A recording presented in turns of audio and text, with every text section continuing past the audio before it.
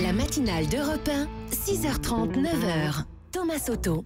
Le débrief de la matinale, autrement dit, les temps forts de ce que vous avez entendu ce matin sur Europe 1. Il fait toujours très chaud. Après 3 jours de canicule, les victimes de malaise affluent dans les hôpitaux. C'est ce qu'a pu constater l'urgentiste Patrick Pelou. Il nous parlait tout à l'heure à 7h30. Beaucoup de malaise, jeunes ou vieux. On a envoyé beaucoup de secours pour des gens qui s'exposaient au soleil. Il y a des gens qui vont bronzer en plein cagnard, c'est comme ça. Et il y a probablement les premiers arrêts cardiaques à cause de la chaleur. On n'en est pas sûr encore parce qu'il faut étudier ces cas-là, mais c'est probablement le cas. À cause de l'hyperthermie, puisqu'on les a retrouvés, ils étaient à plus de 40. Faut pas être en état de panique, on n'est pas en 2003. Mais il faut en profiter pour dire aux gens de ne surtout pas s'exposer à ces fortes chaleurs et de ne pas faire d'efforts. J'insiste sur le fait qu'il faut que les gens se protègent. Ouais, ça reste valable au moins pour aujourd'hui puisque la canicule se poursuit aujourd'hui. Ça devrait aller mieux demain. On en parlera tout à l'heure avec Laurent Cabrol. Geneviève Darrieussecq, maire modem de Mont-de-Marsan, vient d'être nommée secrétaire d'État auprès de la ministre des Armées. À 7h, elle nous a raconté comment elle a appris la nouvelle et c'est étonnant.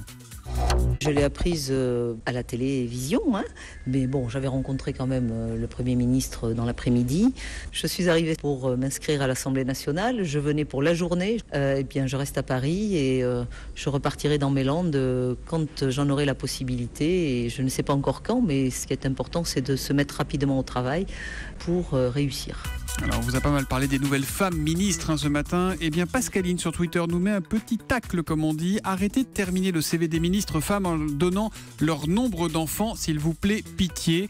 Et elle a raison. Il n'y a plus de secrétaire d'État d'aide aux victimes dans le nouveau gouvernement. Sophie Para, blessée au Bataclan, elle a pris une balle là-bas le 13 novembre 2015, ne comprend pas pourquoi. Écoutez-la, elle était avec nous à 7h30. On a survécu à quelque chose d'atroce. On s'est fait tirer dessus, beaucoup ont été tués. J'ai pris 2 balles. C'est pas normal à un moment donné qu'on livre les gens comme ça à eux-mêmes en leur disant débattez-vous avec l'administration française et ne vous plaignez pas. Donc ce que j'ai envie de dire à Emmanuel Macron et à Édouard Philippe, c'est de ne pas nous abandonner. Faire des commémorations, mais après tourner le dos aux victimes et supprimer une chose essentielle à leur survie, je trouve ça inhumain.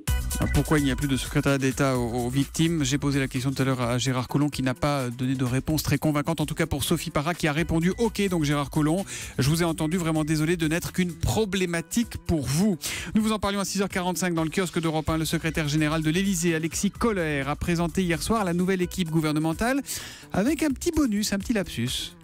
Madame Laura Flessel, ministre des Transports. Eh ben oui, sans s'en apercevoir, Alexis Kohler, le secrétaire général de l'Élysée, qui était un peu tendu à bugger. Laura Flessel reste bien ministre des Sports et pas ministre des Transports, sans doute encore à mettre sur le compte de la canicule. Voilà, vos oreilles ont peut-être souffert cette nuit avec la fête de la musique en fonction des groupes qui se produisaient en bas de chez vous. La fête de la musique qui ne s'arrête jamais sur Europe 1. Et pour finir, vous propose un extrait du nouveau single de Martin Solveig. Ça s'appelle All Stars et ça, écoutez bien, c'est le tube de l'été.